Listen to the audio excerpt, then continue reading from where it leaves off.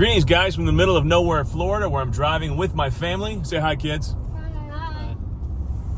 To the amazing town of Ave Maria, the town that Tom Monahan built. Tom is the founder of Domino's Pizza, who had the audacity not only to start a pizza company, but to think, hey, I'm going to build a town in the middle of nowhere. So we're going to that town, where there's also a university that he started there. And they invited me to come and talk to the incoming freshmen about joy and how to have a joyful life. A lot of people do things like go to college because they think, I'll succeed in college and that will give me joy. Actually, all the research shows that the opposite order is true. Once again, the research showing that the stuff you see in the Bible is actually right. That it's not success that makes you joyful.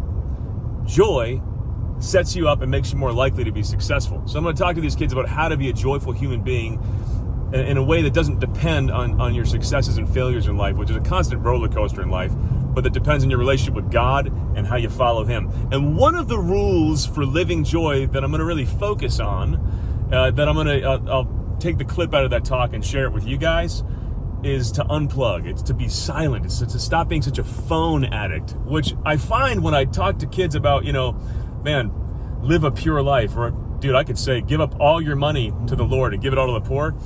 They'd find that less challenging than me saying things like, that Snapchat streak, let it die. Put your phone away at 9 p.m. every night, right? It's a serious challenge to our phone-addicted generation, but we need to engage that challenge to really be joyful. So I'm going to share that part of the talk with you guys, show you a little bit of Ave Maria, and I'm going to have an interview with one of my dear friends who's starting an initiative to help kids break their phone addiction by giving out college scholarships at another great Catholic university, Franciscan University of Steubenville, my alma mater. He's giving scholarships to kids who decide to leave their smartphones at home. What? How cool is that? All that and more on the Stefanick Show. Thanks for watching. I'm going to show you right now how challenging this rule is to live right now. Ready? Number 3 is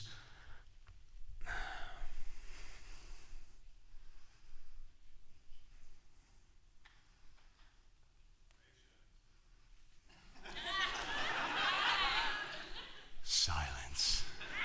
And the dude who just said patience just blew it. As soon as someone's quiet for 20 seconds, our heads want to explode, don't they? I think hell is a very noisy place, and I think all the demons in hell want to turn this world into a very noisy place where we're constantly bombarded by sound, by noise, by this thing that we never ever get away from. All the studies on Gen Z show that you are the most anxiety-prone generation in history, and there's part of that has to do with the loss of faith and this metaphysical crisis of I don't know what the heck I'm on earth for. But a lot of that has to do with something very simple and something that we over-spiritualize too frequently. You see, I want to save you some money in the counseling office. And by the way, if you need counseling, there's no shame in that. Amen? Sometimes you deal with anxiety, with depression. It's not because of a lack of faith. It's because maybe that's your cross to greatness, your path to greatness, how the Lord's calling you to conquer. There's no shame in that at all. Remember this beautiful saying, your head is like a bad neighborhood. Never go in there alone. Always talk to people. But this might save you some money in the counselor's office, all right? Okay, here it is. If you find yourself mentally tweaked out, unable to focus, depressed, and anxiety-ridden, first ask yourself, am I scrolling on my phone until 2 in the morning and then sleeping 4 hours and getting up for class? And did I do that 5 days in a row? Because if the answer is yes, dude, Mother Teresa would be tweaked out after doing that for 5 days. Drop the phone addiction. It's making people so unhappy. 2016 was the first year that Gen Z, entered college. Over half of you self-reported as feeling below average in mental health. I think there's some causality here. I'm friends with a person who's a counselor at Columbine High School where that original school shooting happened. And she counseled kids who were at the shooting, who heard the gunshots, who were hiding under tables in the cafeteria. She said, Chris, today, kids are way more anxious than the kids I had to counsel back then. You literally are tweaking out by never giving your brain a break. And you know who doesn't care? The people who design your apps don't care. Why? Because, guys, this is not an industry, the world's largest, that's designed to make you happy as a customer, that's designed to serve you. It's an industry that's designed to serve you up. You are the product. Your attention, whether you want to give it to them or not, them grabbing your attention is the product. They sell it to marketing agencies. They get rich. The cost is your happiness. No one cares. There are two industries that call you a user: people who sell you meth and people who design your favorite app. Snapchat's a perfect example. Snapchat, these executives behind Snapchat are masters at this. A streak. You have a friendship that's publicly proclaimed how important it is by how large the streak is. For anyone who's a member of Gen X in the room, you teachers, I'm going to tell you what this is. If someone communicates with someone for 1 day, they have a 1-day streak. 100 days, 100-day streak. 1,000 days, 1,000-day streak. What happens if you miss one single day? It's gone. It's gone. And that friendship you've publicly built up is just, I have a 0-day streak with this person. That's awful. We have kids whose dads say, hey, let's go camping. We'll be out of the service area. And they have a total mental breakdown. They'll give their phone to someone else to update their streaks.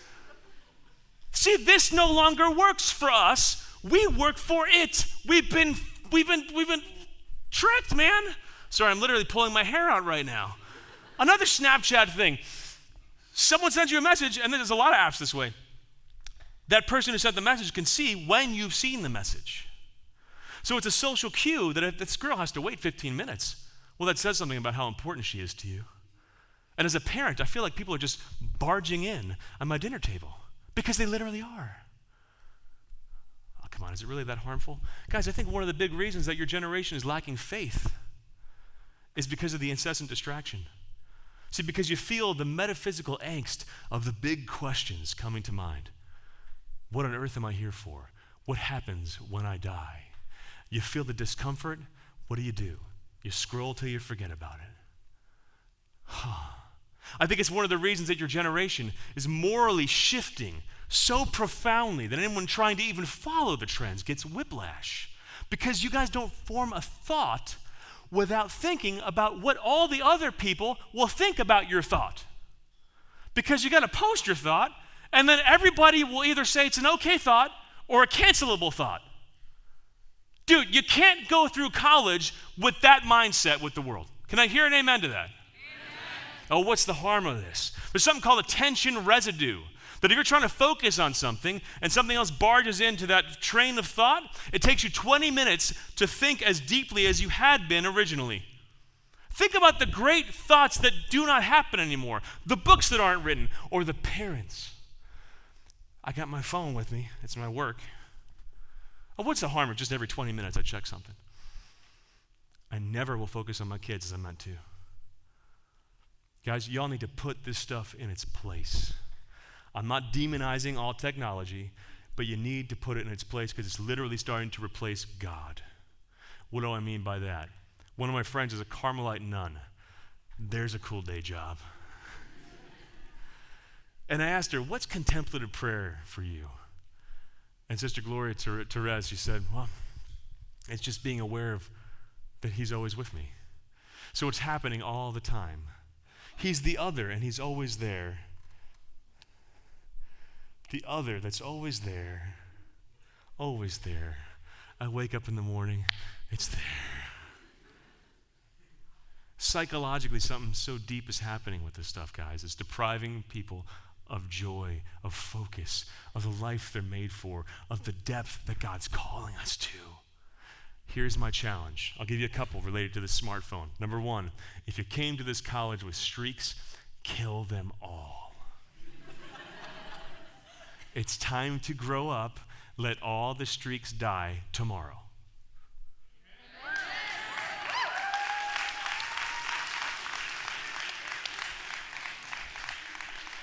Freedom! Number two. Has to be a Braveheart reference in every talk. Number two, I want you to stop looking at your phone at a certain time every day. It's not psychologically healthy for you to fall asleep scrolling on your phone. Pick a time, maybe 9 o'clock. Find a short cord for your phone, plug it in the room across from you so it's an annoying thing you have to go across and pick up every time you want to look at it. Can I hear an amen to that challenge? Number 3, have a phone Sabbath every week so that every Sunday you barely look at it. You maybe check it at 2 o'clock and 4 o'clock, and that's it. So your head can free itself. You will find silence entering your soul again and something new come out of you again. Maybe even friendships with other people who you'll learn to talk to again, instead of sitting in a circle all looking at your phones. Guys, when I grew up, Gen X, when we grew up, if we were bored together, we were just bored. You stood in line at a grocery store. You just stood there.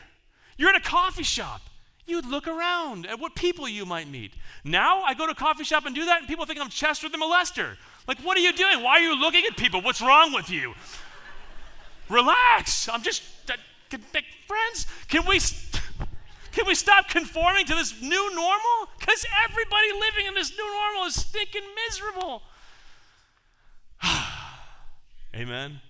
And find someone to be accountable to with all this stuff so that you actually live it out. After my talk, there was an hour-long line of students waiting to talk to me, and I always want to make the time for them. But one student in particular took my advice really literally, and I couldn't be more proud of him. Okay, Roland was at my talk and just responded to my challenge and has asked me to do the honor of deleting his Snapchat for me. Hopefully the executives of Snapchat don't come at me and sue me. All right. After hearing this talk. I know, they're gonna be like... The Snapchat. Hold on, I gotta make sure we catch this. Yeah. All right. The Snapchat is about to go bye-bye right now. Remove app. Oh. Do you have the books? All right, dude. It's gone. How do you feel? Awesome. Feels great. Thank you so much. And now to my friend who's giving away money to college students to stop using their smartphones. Andy Laubacher. I got your name right, yeah? Yeah, you're good. Otherwise known as A-Lob. For the many years of seeing you lead worship in youth conferences, I don't think anyone wanted to bother trying to pronounce your last name. Yeah. Thanks for carving a little time out for us, brother. Dude, I'm happy to be here. This is awesome. Love all the stuff you're doing, so this is great. Thanks, man. Hey, so people who have been watching this episode just saw me. I gave a talk at Ave Maria University, and they saw me rail against smartphones and tell kids, put your phone down. You're going to miss out on so much of life and relationships if you're phone addicted during your 4 years on college campus. So I thought I'd be remiss not to draw you and the great work y'all are doing into this episode. Tell us about, let's just jump right in. What are you up to? What are you doing? Yeah, so I just came on full time with an organization called Humanality. The idea behind that is humans engaging reality. And this was an organization started last year that started this Unplugged scholarship at Franciscan University. Some people might have heard about that. Essentially, they're paying kids scholarship money to give up their smartphones and take on a dumb phone and help detox from tech addiction, porn addiction, phone addiction. And initially, that first year, 30 kids got the scholarship, and then 50 kids just willingly gave up their phones.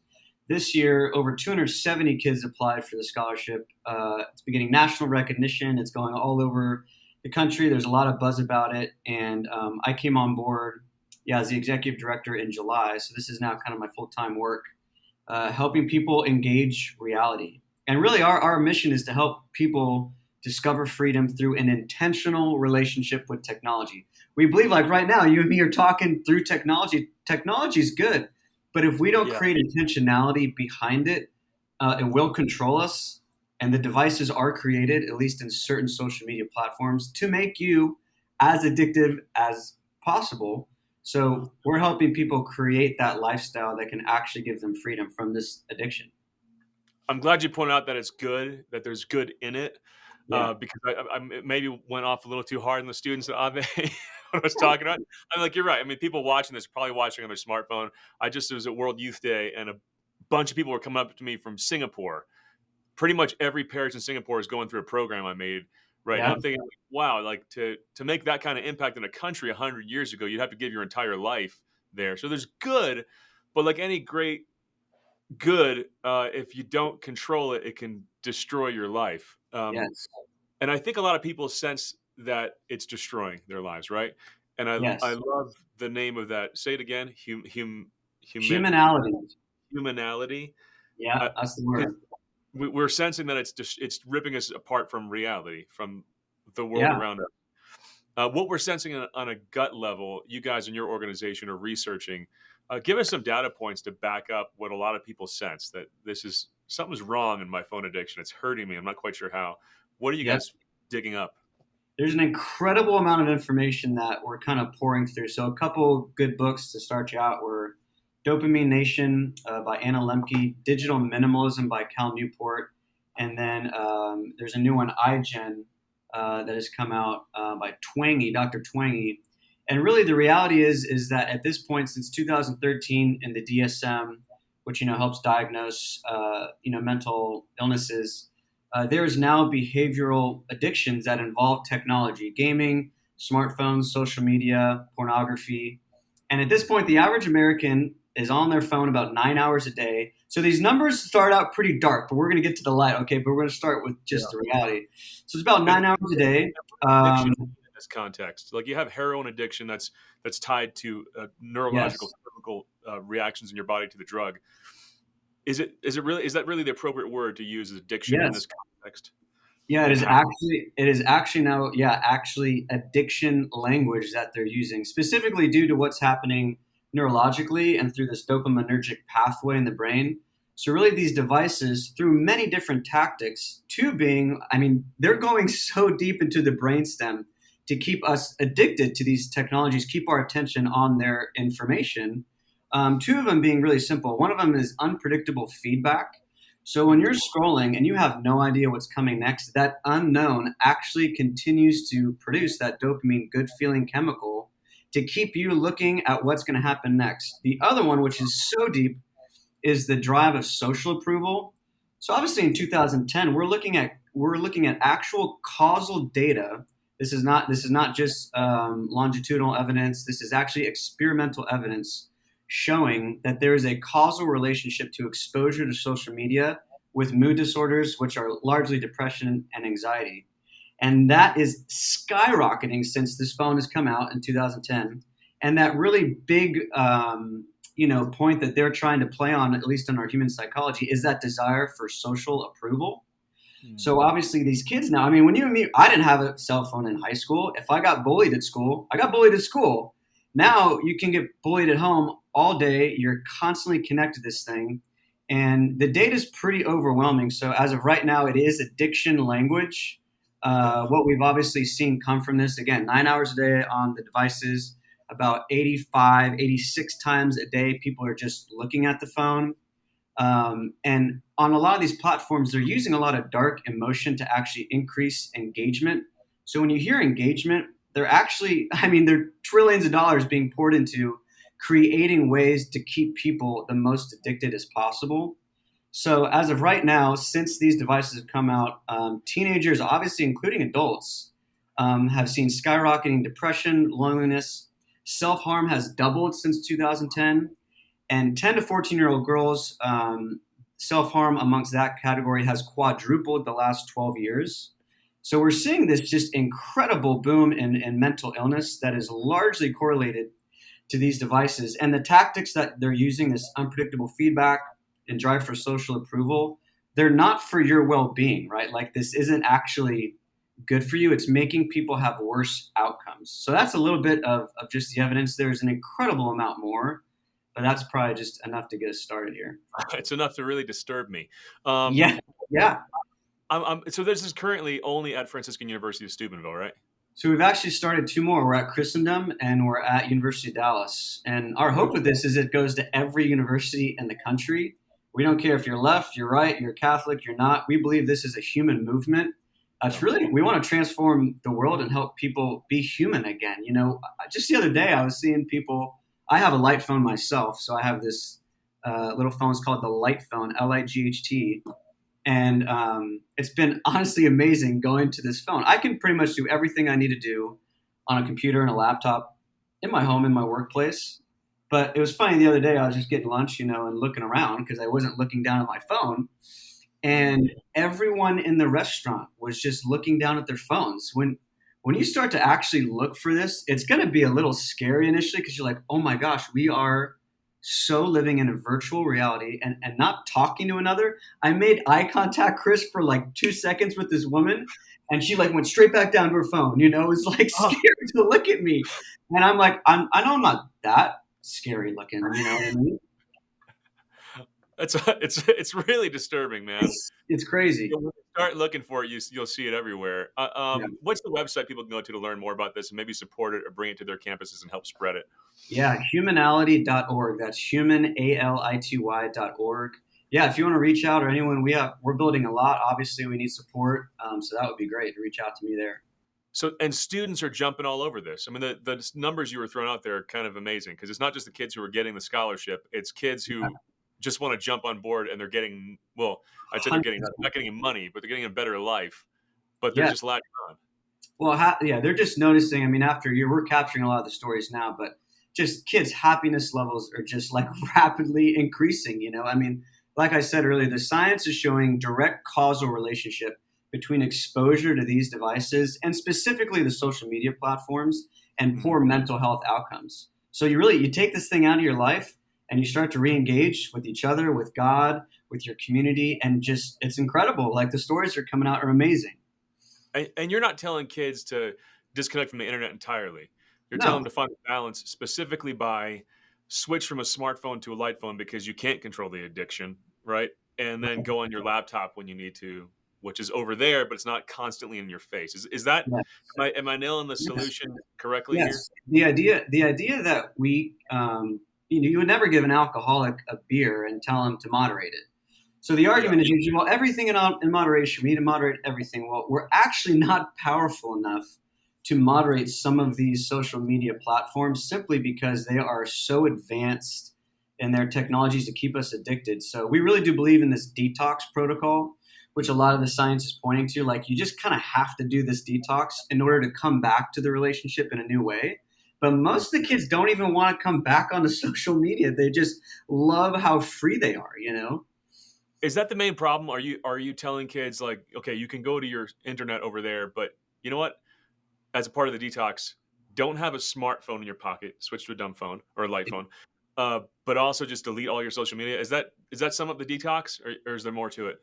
Yeah, there's more to it. I mean, right now, obviously, there's I think plenty different of experiences kids are doing, but we are encouraging them to kind of get rid of the social media, and even on their computers. Obviously, like they need to do their work. They need to. Like we think obviously YouTube, like long form lectures, like podcasts, like these are good things. They aren't actually created to make you as addicted as possible. Like these other social media platforms, TikTok, Instagram, Facebook, Twitter, like these are designed to enslave you. So we do actually recommend during the detox, which takes more than just 30 days to get rid of all of it. And they love it. Wow. Okay, since starting this work, has your detox started when you started this work, or were you doing this before, or did you become convicted about that after jumping in? And what have you done to detox? How hard was the transition? How are you seeing a difference in yourself? These are great questions. I'll try and do that concisely. Wow. I noticed a problem. So the phone came out in 2010, at least the front-facing camera on the iPhone 4. I got my smartphone in college at Franciscan, and I was on Instagram, Facebook, Snapchat. I got Snapchat because there's like a pretty girl I wanted to date, and obviously I needed to social media is so weird. You just like creep on people all day and see what they're doing all day. It's so awkward when you think about it. But anyway, I was on all of them. I was addicted to all of them. And then, at 23, I started playing conferences with my band, and that became my full-time ministry and started going around the country and the world and, had this following on social media. But, man, I recognized pretty early that, one, I was just, addicted, scrolling at every different time of the day, caring about what people were seeing. And honestly, deep down, if I'm being really honest, I wanted people to see what I was doing so I could be validated. I wanted people to see that what I was doing was great and all these big crowds I'm playing in front of. And so in 2017, and it was leading me to lust as well. Like just Instagram just has so much lust on there. And so it was leading me to lust. Yeah. And it was affecting my purity, and I want to be pure. I want to be a saint. And I was like, in 2017, my second album came out. After that, I was like, I really felt God convicted me to delete all my social media. And my manager and my friends were like, dude, that's really dumb. Like, you're going to lose like all of your events in ministry. And I just felt convicted and I did it. And then pretty much after that, like my ministry went even more exponential, like more international all over the world. And the initial healing I feel like I experienced was largely spiritual, and the comparison I was doing every day, like, friends out of Franciscan get married at 22, they're on kid number 4. I can't seem to get a date at the time, and even now, but we're gonna work on that. But we can work on that. You just drop your email address in this episode. But the comparison emails are yours, no question. Anyway, go ahead. You can contact them through the website, pretend to make a donation. Click the I need more information. Yes. But, the comparison thing was real. Obviously, my purity improved. I just had so much more mental clarity.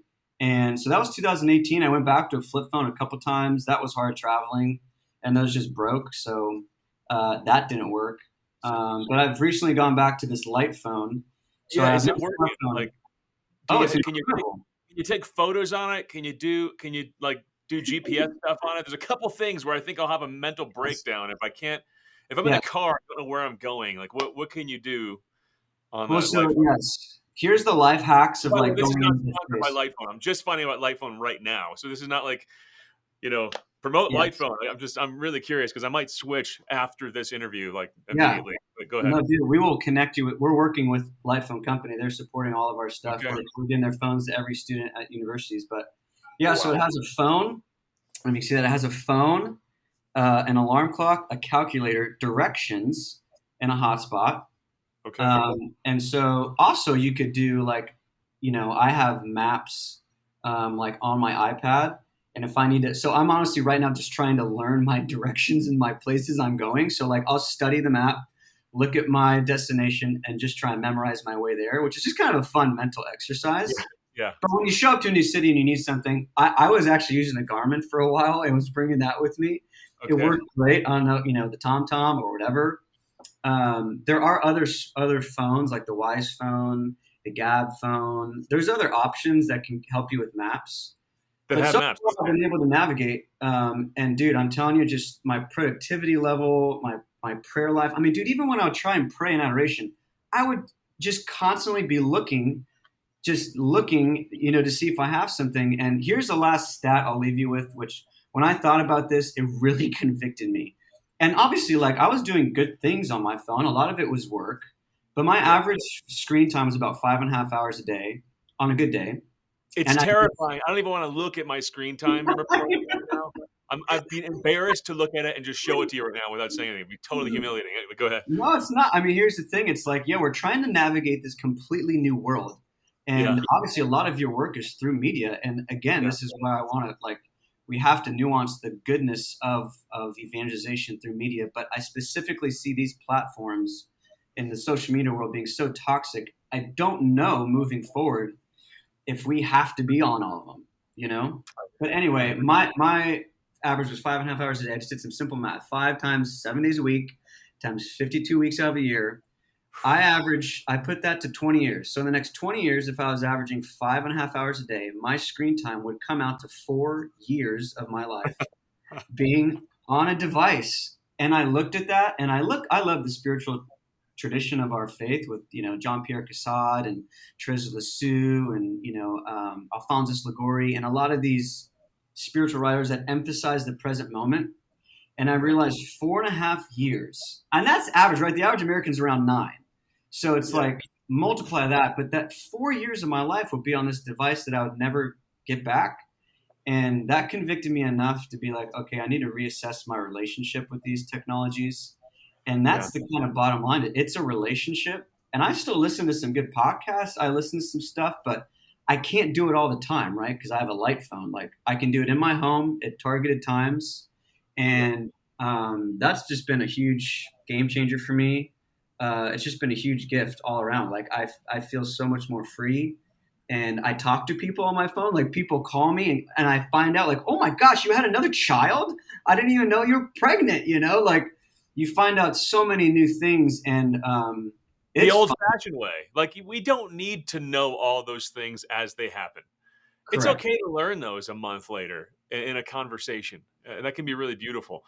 Yep. But it takes that mental readjustment of not feeling left out, but rather noting that I'm being left out of reality, right? And Hmm. looking at what I'm actually missing by being addicted to my phone and the frantic. I feel the franticness, honestly. Like I'm trying to make shifts at my work, partly as I produce this episode, Yeah. uh, to just say, look, I'm going to find ways to film things and Yeah. and give it to other people to post, so that I'm not on this media, but I have to reach people there. Totally. Uh, but it takes some readjusting, and tools like that light phone. Um, that's a really helpful tool in my toolbox right now as I discern how to make this shift. Yeah. Drop that website one more time. I want people to Yeah. visit this, support it, get it around to different campuses. Yeah, anyone can reach out to me from the website. My email is andrew@humanality.org. The website is www.humanality.org. And I'd like to drop in the email in response to what we said 10 minutes ago about how Andy is 33 years old, looking for a spouse. He's not addicted to his smartphone. Great Catholic Yeah, guy. I hate texting, so we're not going to text, and I'll probably have to call you on a phone. So if that's a problem, let me know. That's awesome. Or just don't bother emailing. We're gonna cut from here to the landing of this episode, where I'll be talking to my son a little bit, who actually has practiced what his dad preached better than I do, and years ago gave up his smartphone. He does have Wow. a little watch phone where he can text people, but Great. he can't search social media, can't be scrolling online. And that's been a good hack for him. I So love it. we'll kick off to Joey. Thanks, Chris. Hey, thanks, brother. I love you, man. Thanks for being with me. So Yeah, appreciate bro. it. So I'm outside at Ave Maria University, where they're welcoming their students back, and you're going to hear some Latin music appropriately sung in the background. And I wanted to land this episode by talking to my son, who practices what his dad preaches about silence and detachment to devices better than his dad does. Well done on showing me up in that front. Joey, I'll never forget, Joey's 17. I'll never forget when he came to me and said, "Dad, take my smartphone." And I was like, "You're doing what I have idealized but have not been able to muster the internal strength to do." What led to that decision? Well, it really confused life at the time. How? I felt that it would be way simpler. Just this general kind of hurry, always needing to fill my time with looking at something. For one, and second, it was I felt pressure to always be in communication with girls and stuff like that. Which, as you can imagine, there were many girls who wanted to communicate with Joey. But there's a pressure, right? It's not like this has sped things up with interaction to the place where the expectation is that you always be Yes. responsive, and you felt the pressure of that, and you were conscious that was Yeah. making you unhappy. Yeah. So you asked me to take it away. I remember a phase where it was a struggle, where you're contemplating asking for it back. What was the struggle? Was that like an initial detox that was boredom? I mean, what was going through your heart and mind? Yeah. during that? Well, yeah, boredom is I think the perfect word for it, because you're just immediately left with a bunch of free time, and how do you spend it? Yeah. And there's a question, like people ask, Yeah. what do you do? Which is a pathetic thing to wonder. What do you do? Like even adults, Yeah. like what do you do? You're standing in a line at a grocery store. What do you do? You're home. Nothing's going on. What do you do? yeah, every time I tell someone that I don't have a phone, they're like, "Well, what do you do?" What did people do throughout history? What do you do? Yeah. What do you do? Well, yeah. Well, boredom is the perfect place for. It's like the soil for every craft and hobby under the sun. That's awesome. Yeah, and so since I've given up that, I've gotten into blacksmithing, carpentry, leatherworking is the current craft, and stoneworking is next. But and then music I really love. So just a bunch of hobbies, and boredom is really kind of the wellspring from where all that came from. That's awesome. Yeah. And you got some silence now. What else do you Yeah. discover in the silent space? Like, why is silence a good thing? Well, when you don't have silence, it's really hard to hear God's voice. I forget what saint said it, but that silence is God's first language. Wow, that's cool. Yeah. there's just no room to hear his voice if you don't have silence. And so immediately when I gave it up, I was able to, Well, Joey, thanks for practicing what I preach better than I do. I want to ask you, like, honestly, this is filmed, so I'll have to actually do it. I don't practice what I'm preaching as well as I want to. So I want to ask you, as my son who's doing this really well, to hold me accountable. Okay, right? yeah. We're going to go out to breakfast afterwards. I'm going to tell you some limits that I'm going to have on my phone. And I want to check in with you, and you give me a hard time if you see me at home not following the limits that I self-impose. Yeah. What's he allowed to do to you? What's he allowed to do to me? Natalie's asking from the other side of the camera. I don't know. We'll have to think of punishments for Dad over breakfast. Joseph, All right. this is your opportunity. That's This Joey's is opportunity. That's it, man. I'm really proud of you, buddy, and I'm proud Thanks. of you for just trying to be on this walk of life with me. Thanks for watching. Please like, subscribe, and if you're not a missionary of joy yet, go to reallifecatholic.com, become a missionary of joy, and make this work happen. I love you guys. God created you for joy. Keep leaning into that joy. We'll see you next time.